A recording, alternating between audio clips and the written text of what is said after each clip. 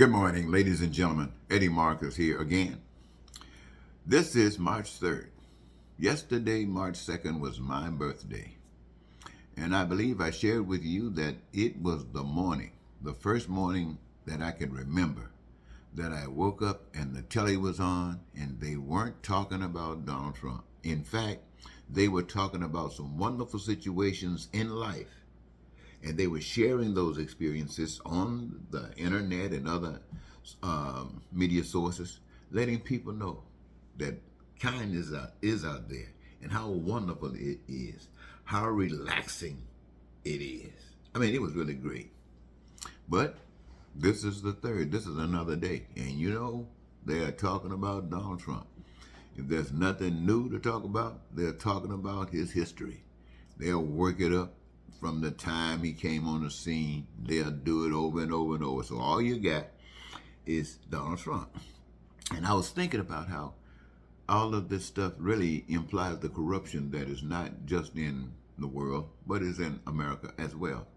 And I'm thinking about how people operate corruption, how they stage stuff, how they stack stuff up. Like, for instance, they got the Supreme Court and other court systems where you get people who have biased reasons, who got a little power, who will go to the extremes to make sure that that power that they've been given is maintained to the extent that even after they're gone, that power can be used to abuse the liberties that other people wish they had, that they did have perhaps until these crooks came along and stole it. And so you get the court stacked. Look how they did the Supreme Court. It's amazing how they did the Supreme Court. They would make rules about who can come in and when they can come in. And as soon as they wanted to abuse them, the crooks, they went right ahead and abused them. And the other guys who were not as much of a crook allowed them to do it. It is absolutely pathetic. And now you got the Supreme Court that seems to be playing a major role in trying to make sure that this one guy who represents white supremacy in America and throughout the world, it looks like they want to give him the freedom to walk through that hole. You see, you have to realize that in every situation, people leave a door open. You always leave a door open because you never know what's going to happen. So this door that Donald Trump is caught up in, it was a door that was open, but it wasn't open for Donald Trump. It wasn't open for a person like Donald Trump. It was open for somebody respectable, somebody who really did something wonderful. At least that's the theory. But the biggest crook possible is the one that's using it. And the Supreme Court, America, is watching you. We know the lies that each of you told as you proved them in your actions. And we will remember you, and you will be talked about because you are a part of the screw up of this nation. And I want to, as spokesman and advocate of basic human rights, I'm not talking about this law. I'm not talking about this Constitution. I'm talking about right and wrong. And you have failed the test. But don't feel bad. So has everyone else. But back to yesterday, I was really enjoying the moment of the day. And I was in the kitchen. I guess I was doing what I always do, thinking about us. And I had a thought, brought a lot of laughter to me. My thought was I was looking at the dining room table, and I looked, and this thought hit me. The reason it really hit me because my little dog, Duchess, was lying on the floor by a chair, kind of beneath the table. And I'm looking at this table, and it reminded me of we, the people, the way people operate and why. I saw me sitting there in that chair looking down at that table. And I saw what you can imagine I saw, or what you can imagine you would see if you were looking down at your kitchen table.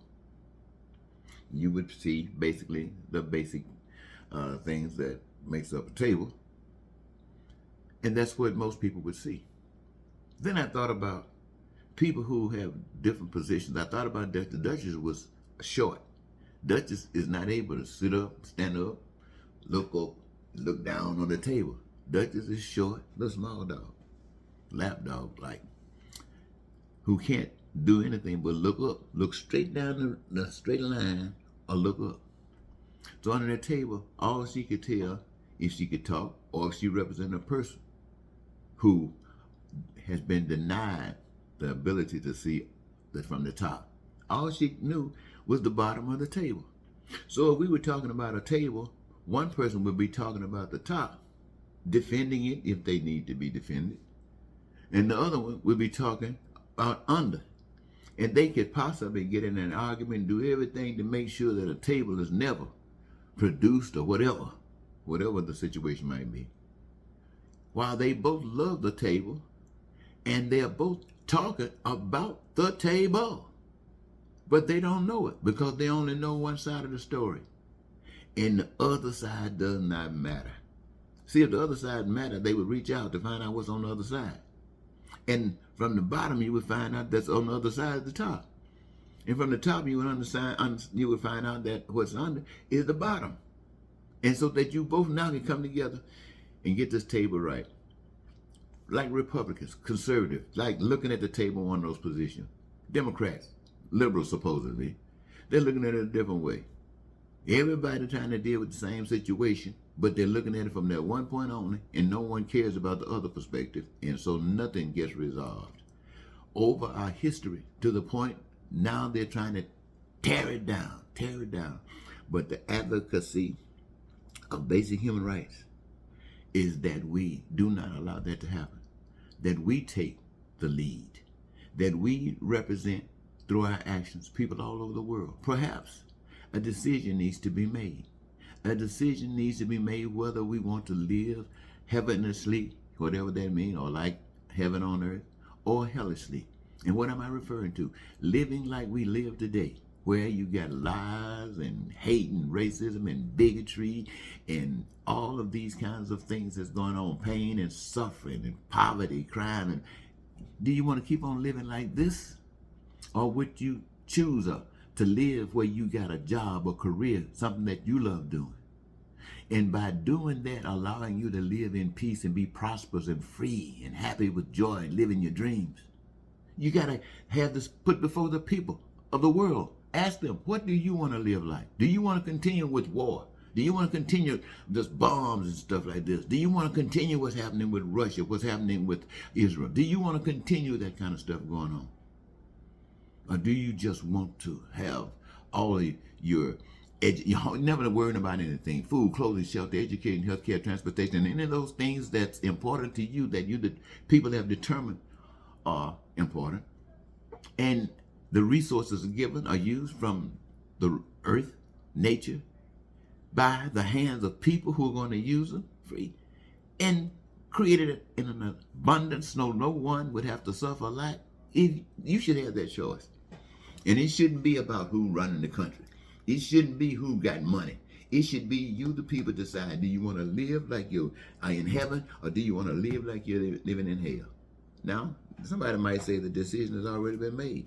We're living like we want to live in heaven. I mean, oh Lord, you know that ain't true. I don't know why that came out. But the devil trying to trick you. We are living like we are living in hell. And those that live like they want to live in heaven are already gone. And the rest of us down here having the opportunity, having one more day to make the decision. What you want to do. Do you want to live as if you're in heaven, or do you want to live like this hell we're living in? To claim that you want to live as if you're in heaven might mean that you got to put your life on the line, and somebody might be willing to take it at that next moment, but you got to be willing to be real enough for that to happen. Otherwise, you ain't seen nothing yet. Now, ladies and gentlemen, this is a wake-up call, and I know most of you probably won't see it as that, because if you gave everybody in this country or everybody in the world $1 billion, the first thing they would do is go and try to buy everything they possibly could so they wouldn't run out, and they wouldn't even worry about anybody else. They just want to make sure that they are protected. And who are they? They are we. So it seems like I might be begging us to pay attention. I really am. Because I'm telling you, pain ain't no good thing. Suffering ain't no good thing. To be hurting ain't no good thing. And, we can keep on going the way we're going, looking out. How billions of people on earth, and one man calls himself the richest man on earth. One man can have more money than a nation.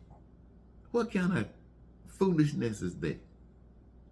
Well, somebody said, well, it's legal. It's a law. Somebody come up with a law and threw it out on people who were blind and didn't understand what was going on. Now everybody says, okay.